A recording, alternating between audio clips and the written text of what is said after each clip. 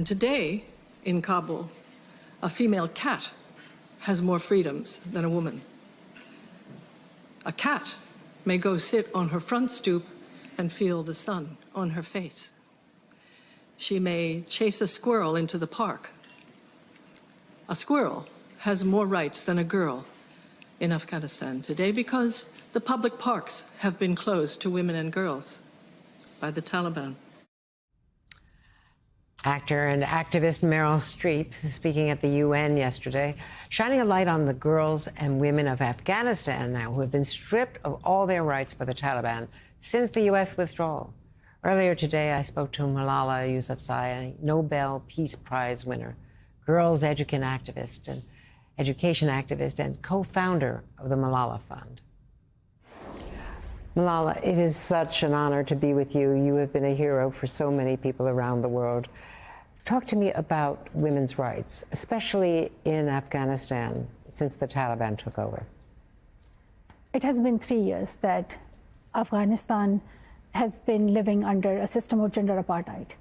The women and girls in Afghanistan have been banned from going to school and also barred from going to marketplaces and work. This is a systematic oppression that women in Afghanistan are facing, and Afghan women activists are calling it a gender apartheid. And they want world leaders not just to share sympathy and a few words of empathy, but take a step to criminalize what the Taliban are doing in the international law. They want world leaders to step up and call it a crime against humanity, because it is. We should not be living in a world where we are accepting a ban on girls' education. When we are accepting it as normal, this cannot be excused. And how does this impact girls who now cannot go to school? I have met and talked to so many Afghan girls who are dreaming of the day when they will be allowed to have full access to education. While the Taliban have banned them from school, at the same time, they're trying to find ways to keep learning from home through these alternative platforms. But this cannot continue for this long. And it's so critical for people to listen to the voices of Afghan girls and ensure that we protect the right to education. Right now, Afghanistan is the only country that does not allow girls to go to school beyond grade 6. This is 2024. This has to change. I was in Afghanistan under Taliban rule in 1998, doing reports for NBC News, and with the 20 years of the U.S. occupation and co-education and meeting the young women, there are women and girls who'd never known this, and they're suddenly back in the dark ages. 100%. You talk to these young women and girls, and they said that these were the stories that we only heard from our moms. We did not know that we would witness the oppression of the Taliban once again in our lifetime. The future looks very dark to Afghan women and girls, and especially if the international community does not step up, there is little hope. I'm really glad that there are some countries, some leaders who are coming forward and supporting the Afghan women's campaign to codify gender apartheid in the international law and to hold the Taliban to account. And it's the activism of the Afghan women and girls that gives me hope that Afghanistan can have a future.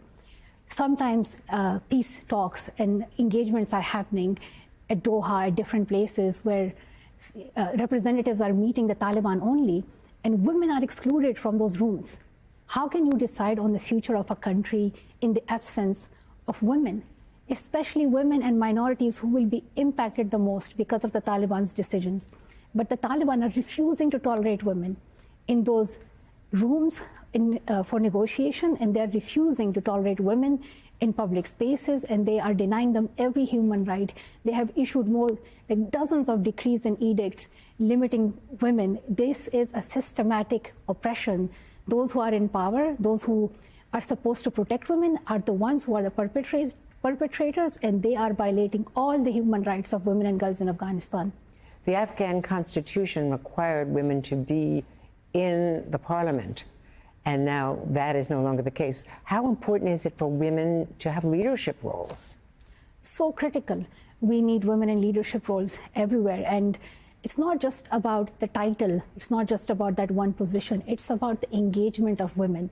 I always talk about principled engagements. Even when it comes to negotiations with the Taliban, it has to be principled, and it has to include those who are impacted because of the Taliban's presence.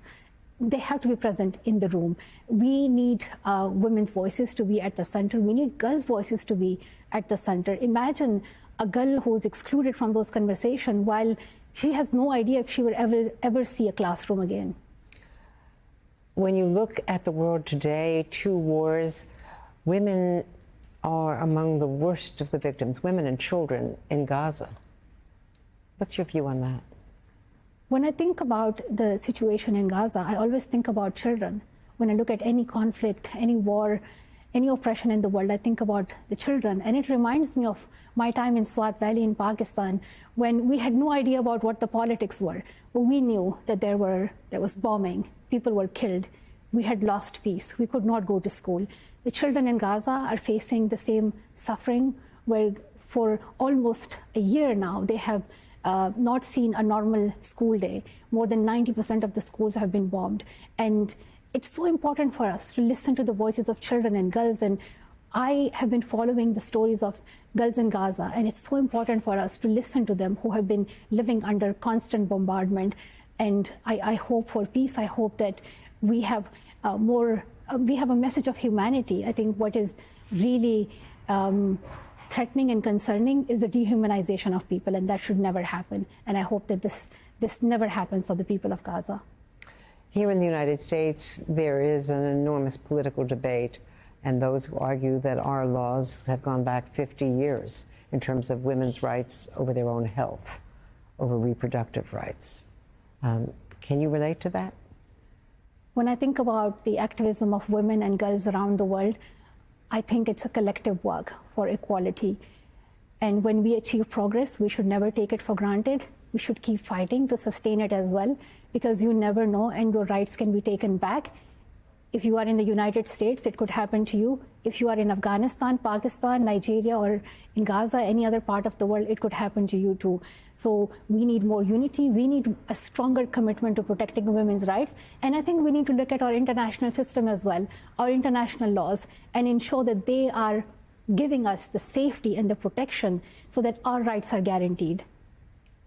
It's extraordinary to hear all of this echoed by you, your experiences, your courage. Thank you so much, Malala. Thank you.